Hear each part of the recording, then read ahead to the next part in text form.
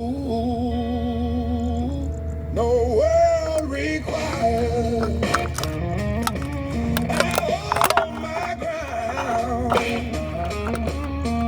Everything I need to stand is already found. No world required. No outside flame. I don't look out to feel complete. I know my name.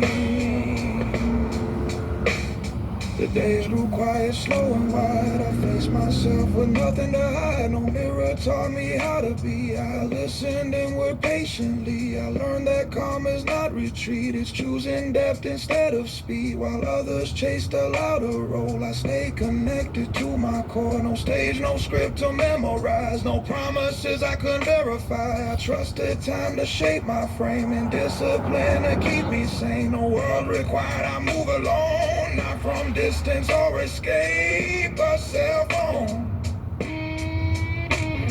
No world required, I stay exact. I don't dilute my inner truth to stay intact.